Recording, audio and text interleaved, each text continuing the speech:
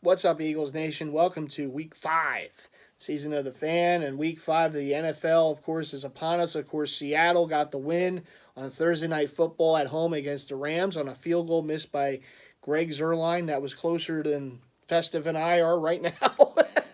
That's the distance between us.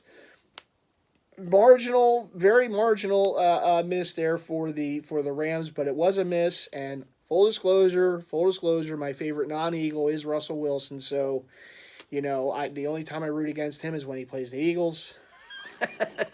So of course, we'll be rooting against him for one game this year, possibly two. Playoff of course could be a possibility this year. But the Seahawks in those wonderful lime green uniforms of theirs got the win at home against the Rams to open up Week 5. And of course, today is Saturday, so it's college football Saturday. Go Gators! I'm a Florida fan, so go Gators. Big game against Auburn today. We'll see what happens. And then, of course, tomorrow the NFL gets going again. And the Eagles, of course, some people are calling it an extra bye week against the Jets. And listen, I understand the Jets are bad. And they are bad. There is no reason for the Eagles to lose this game, particularly coming off a big win as it was last Thursday night against the Packers. And it was doubly as big because Dallas lost. Yeah, those are always the best weeks when we win and they lose. Oh, those are the best ones for me. But particularly when they can't beat a team who doesn't have their starting quarterback and can't score a touchdown, and they still lost. Way to go, Dakota. So anyhow, pay him. Oh, I hope they pay him. Please, please pay that man. Without Zeke, he is such a marginal quarterback, but it's okay. It's okay. According to Dallas fans, he's the next Brady. He's the next great blah, blah, blah. All right, we'll see. I have eyes, too. So anyhow, the Dallas loses, so that's a big week for us. We get a little closer to them in the standings. And, of course, now this week they play Discount Double Check in the Jerry World. Of course, he has a history of beating Dallas over the years, so hopefully that continues. We can beat the Jets. If Dallas loses, we're right there. We're right there. Now, they'll probably still be ahead of us by percentage points in the standings because they have 2 wins against division opponents. The Eagles have only played one division opponent. But yeah, the Eagles, beating Green Bay. If Dallas loses to Green Bay, that's big because that's a common opponent. And they still have to play Detroit. Obviously, unfortunately, the Eagles lost to Detroit a few weeks ago. But if Dallas somehow loses to them too, I mean, Detroit, not for nothing, they're game this year. They took the Chiefs. They gave the Chiefs all they can handle last week at home. It is what it is. But it is one of those things, and I know we say this all the time, but it's any given Sunday, right? Anything can happen. You don't overlook an opponent, and I hope the Eagles aren't, because this is a big game too. Obviously, this is the last home game for the Eagles in October, because the schedule makers thought the Phillies were going to make the playoffs this year. I don't know why they would have thought that. But So the Eagles have 3 straight road games after this. Of course, Minnesota, Dallas on Sunday Night Football, and then Buffalo. All 3 are tough opponents. All 3 tough places to win. The Eagles, of course, last time we're in that stadium in Minnesota. They did that. So good things have happened for us there, and we hope that continues. Plus that Kirk Cousins guy, can he win a big game? I don't know. I'm sure Viking fans probably feel the same way. I don't know. But we'll get to that when we get to it. Obviously, this week, there's no overlooking it. The Jets are a bad team. They're a wounded team. They're down to their 3rd-string quarterback right now. I know the kissing bandit there, Mr. Darnold. I do think it's funny that all those years the Jets have had these playboy, quarterbacks over the years. From Broadway Joe, the Sanchez, to all these guys. Darnold gets the mono, right? But no, you're going against their 3rd-string quarterback. This is an offense. They have Le'Veon Bell, and I know Le'Veon has not had a great season. But at the same point, he's still a weapon. The Eagles are very good against the run. They've shown that all season long. I don't believe this week's game against the Jets is going to be any different. The Jets' offensive line is absolute just bad. And they have not been able to run the ball with much success, which, if they were able to run the ball, it would certainly help a young quarterback who, let's face it, should be a practice squad quarterback at this point. But he's in there because of the injury to the first two, quarterbacks, to Darnold and to Simeon. I forget the name of the quarterback, but he's in there because he has to. And speaking of in there because they have to, well, the Eagles' corners. And it is something that would be more concerning if we were going up against a better offense, a better quarterback this week. But make no mistake. I mean, some weeks ago, even when guys were healthy, I mean, Case Keenum, I blanked on his name all of it. Case Keenum, lit him up in the first half of that game, and he missed some throws in the second half and whatnot. But the first half, Case Keenum, that was probably his best half of football this season. It's a shame, but that just shows you how bad the Eagles secondary has been. I mean, they let Case Keenum take over, in the first half of that game. Now, in the second half, it was a different story. Eagles came back to win week one, but first half of that game, Case Keenum was picking them apart. You had, of course, a little upper echelon of quarterback, but Matt Ryan. Stafford, made some throws. And then, of course, Rodgers does it to a lot of teams, but Aaron Rodgers. So yeah, there are issues in the secondary. And yes, Jalen Ramsey is still not an Eagle because their owner wants to play hardball. All right, Shad. All right. The mustache man isn't going to keep winning these games, okay? Eventually, Minshew, okay? Eventually, the Jaguars are going to play some better teams than the Broncos and the like, and they'll lose some games. And you're going to want to trade that Ramsey guy. I know they want to keep him, and I don't blame him. He's a generational talent, but he don't want to be there. And you're going to lose him for nothing this offseason, so you might as well get it done. But okay, they're in the division hunt that in that horrible division they're in, but it is what it is. What can you do? I was rooting for the Broncos last week. It didn't happen, but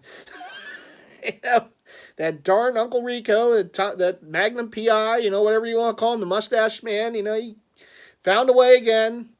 But it is what it is. It's a nice story, it is.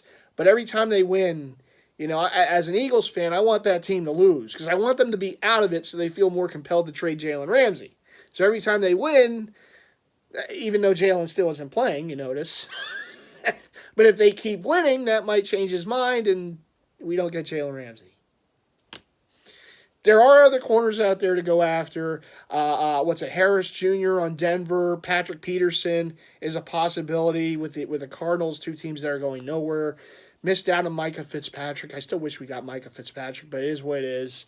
And I will say this. I mean, one of the things that's kind of hurting the Eagles here is they're offering these picks, but these teams are looking at the Eagles and saying, well, you guys could be a Super Bowl team this year, or at least a team that goes to the NFC title game or whatever.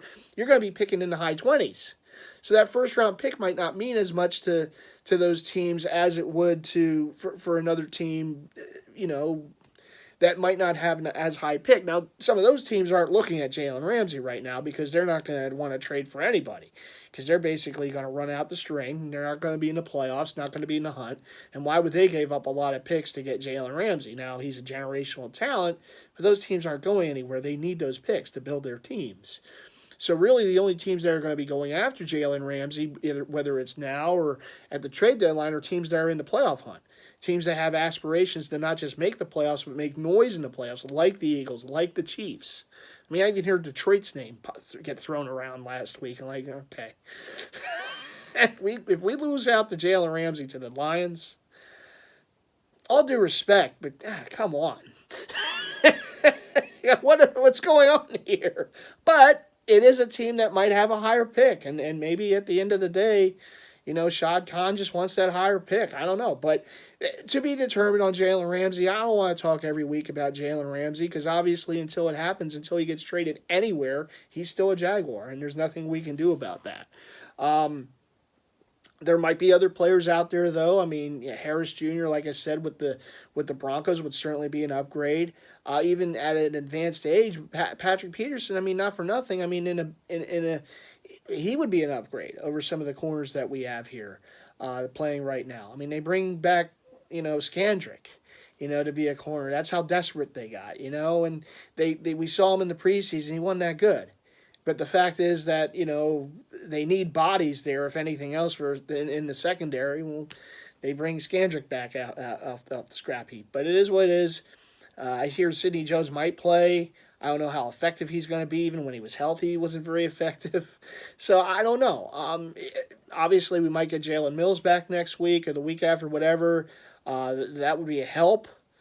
But still, I mean, Jalen Mills is Mr. Double Move. He gets double moved all the time, and that's what we've remember of Jalen Mills over the years. He's good in the red zone. He's a good red zone corner, but he gets burned a lot, and that's been one of the problems with the secondary. With these corners this season, they've gotten burned left and right, week after week. I mean, how many weeks in a row, or it seems just about every week, I think it's been every week, the Eagles have given up, maybe besides week one, I'm not sure, but the Eagles have given up a 100-yard-plus receiver. Some weeks ago with the Falcons, it was Julio. I mean, it's Julio Jones, but it was Julio Jones, Ridley. Against Detroit, it was Marvin Jones Jr., I believe. And now, of course, it was, Devontae Adams last week against the Packers. And, that's 3 straight weeks. They've given up at least 100 yards to a receiver. Now, this week you are playing a lesser opponent in the Jets. And all due respect to Temple Tough Robbie Anderson. Shout out to Robbie Anderson, Temple Tough. But at the same time, I mean, look, I see the secondary get burned every week. And it doesn't seem to matter who the opposing quarterback is. So even though the opposing quarterback this week has not played very well and the Jets' offense has been awful, for basically to see even when Darnold was in there, their offensive line is suspect. I mean, it is an offensive line. The Eagles' D-line should dominate. But at the same time, if they don't get enough pressure on the quarterback, I mean, any quarterback's going to pick you apart. Whether it's a first string, second string, third string, if you're going to give the opposing quarterback time, they're going to make plays. I mean, receivers are going to get open. Tight ends are going to get open. Running backs are going to get open. So you're going to find someone, even if it's check down Charlie, you're still going to find open receivers. So hopefully, one of the keys for this game is for the Eagles to make, the Jets offense as uncomfortable as they can make them the entire game, and set that tone early and keep it going. And for the Eagles offense, I mean, look, not for nothing, the Jets D-line is decent. I mean, they're stout against the run, as the Eagles are. They can get pressure on the quarterback.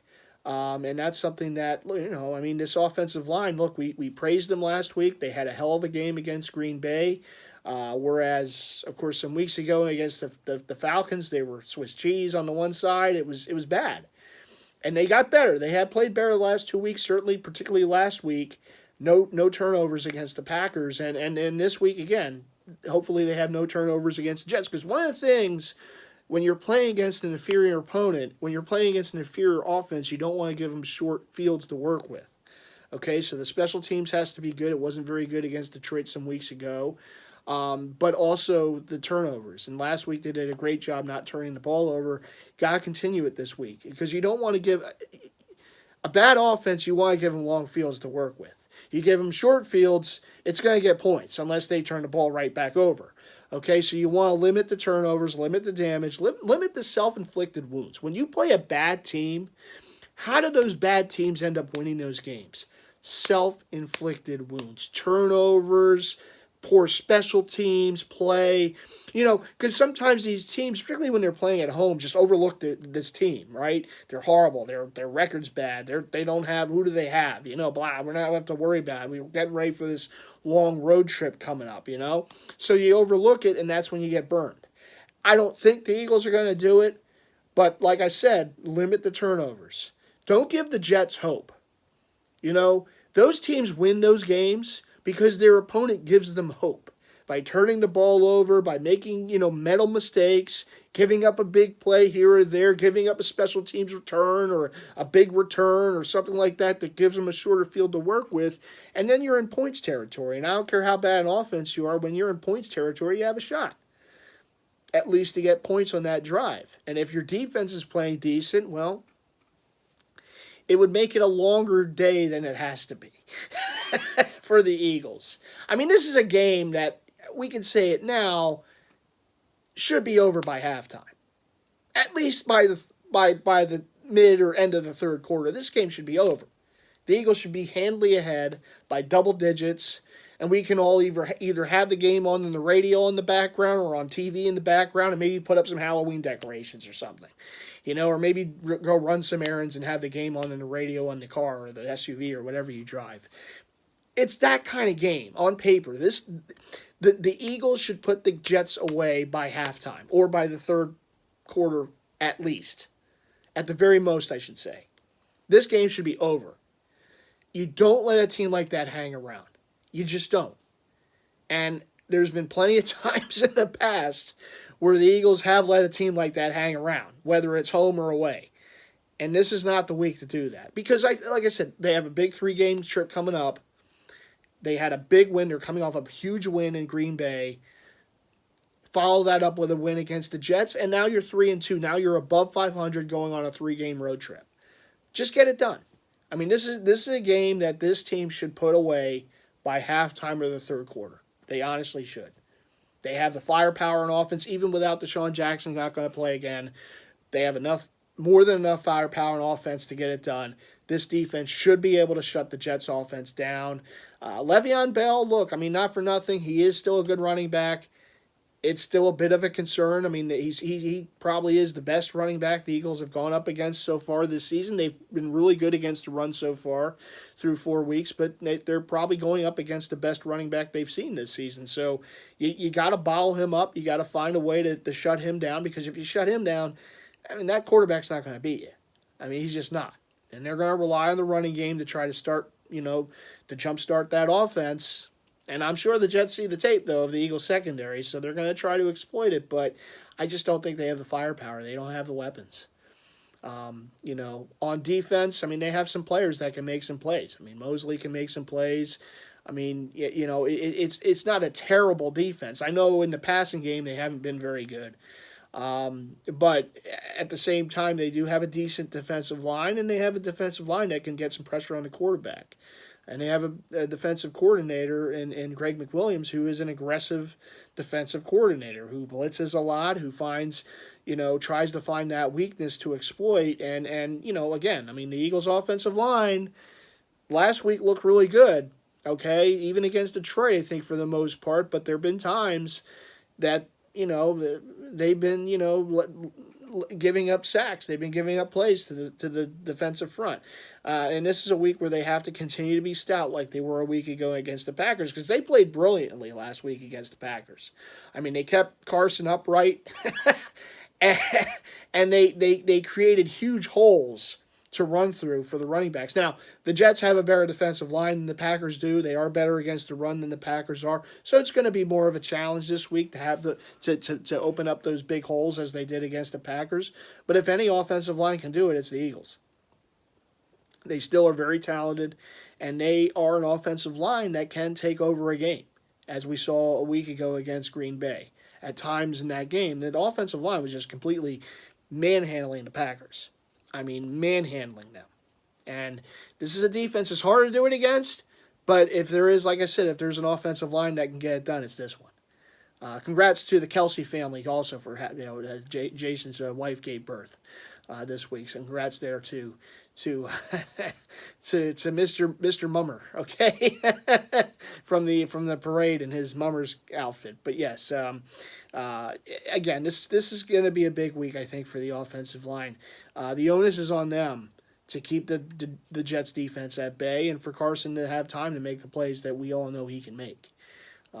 So that, not much else really to say about this game. Again, on paper, and I know paper's only good for, but on paper, it should be a game the Eagles walk away with, and really have our first laugher of the season. Haven't had one of those yet. Every game has been close, even win or lose. But they should walk away with this one. They really should. They're at home. They should show their dominance early, take care of the Jets, get a win, and then continue that streak. The Eagles have never lost to the Jets in franchise history. They're 10-0 coming into this week. Again, I know records are what they are. You can make with them what you want, but they are 10-0 against the Jets' lifetime. Let's make it 11-0, and let's get that. Let's get the 3-2. Let's get, for the first time this season, let's get above 500. Getting ready for a huge 3-game road trip, which starts in Minnesota next week. And I look forward to that game. I'll be at my buddy Mark M's apartment watching that game there with him, and the captain's going to be there, Jason and Tony, and it should be a good time. Hope to take some vid from there. And I'm going to have a road trip of my own. It's not far from here. It's like 10 minutes. But I'm going to have a road trip of my own next week, watching a game with my buddy Mark M's. Of course, he of the Season of the Fan. The Flyers, of course, Festive very excited about the Flyers starting their season yesterday in Prague with a win, getting off to a good start, right? Festive 4-3, the final in that game. So far this week, Philly teams are 1-0. So let's make it 2-0 tomorrow. As the Eagles take on the New York Jets and give them a LOSS, loss. Okay? So let's go Birds, as always. Got a big one. Again, opponent-wise, is it a big one? No, but it's a big game because it's a chance to get above 500 and go on a huge 3-game road trip with many a playoff implication on that road trip. So get it done, guys. Just get it done. Give us an easy one tomorrow, okay? The Heart, all right, it's been going these 4 weeks. So let's just give me a week. Give Eagles Nation a week where we can just sit back and relax and enjoy a double-digit victory, you know. So anyhow, as always, going into a week, we got the weekly Festive 4. So here it is.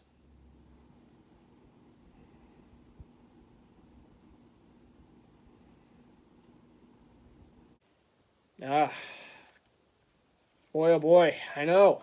You know, the Eagles had a good week last week, but Festive went 500 last week. 2-2 last week on the picks for the first time this season. Festive does not go over 500 with the picks, and now the record stands at 11-5, I believe, after last week's 2-2 performance.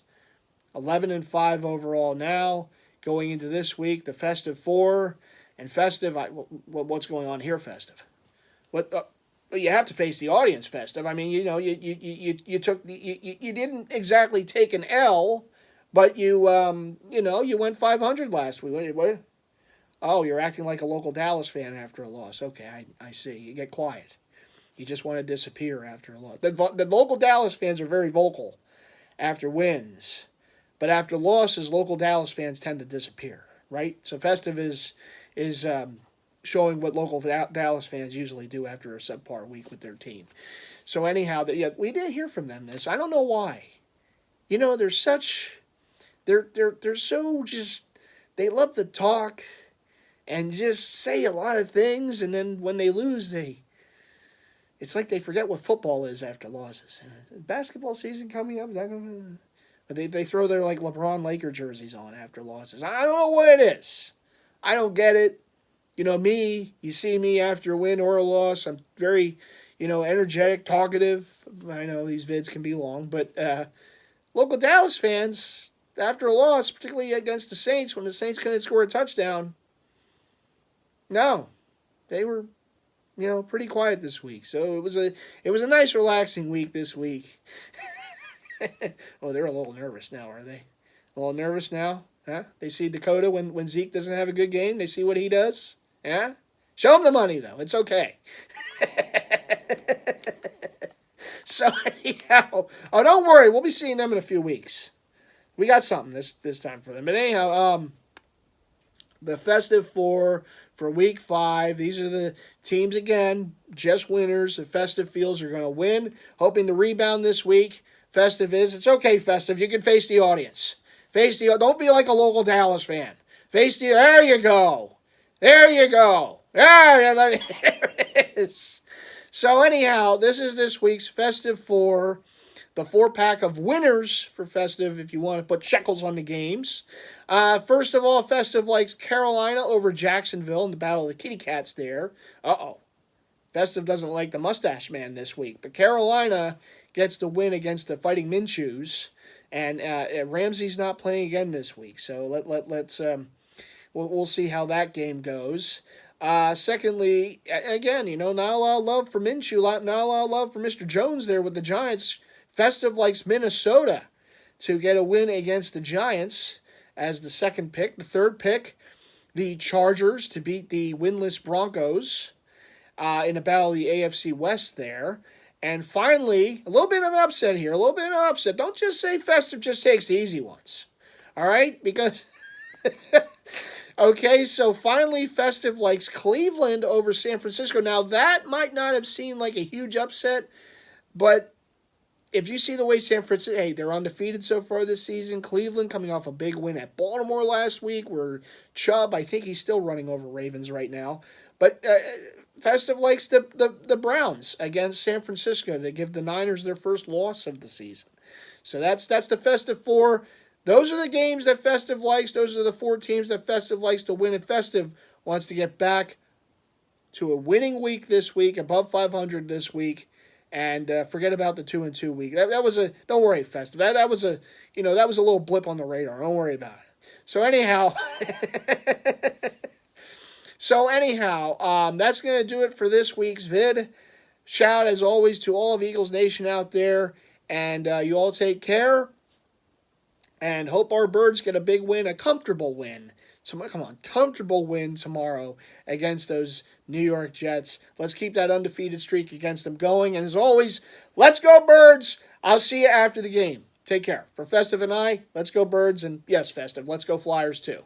All right. Bye. Festive and I would like to remind you, if you enjoyed the content of this video, and why wouldn't you have? It's a wonderful channel. Go ahead and leave that like, comment below, because, we always enjoy communicating. And go ahead and subscribe. And why wouldn't you subscribe? Because Festive has ways of finding people if they don't. Just saying. But anyhow, go ahead and subscribe. And once you do subscribe, make sure to click that bell icon. That way then you'll be alerted to any new content from this channel. And you do want to be alerted, because why wouldn't you? So anyhow, enjoy the contents to come from this channel, and go ahead, like, subscribe, comment, click bell icon, all the stuff that, you should be doing, because if you're on YouTube, you should be doing it.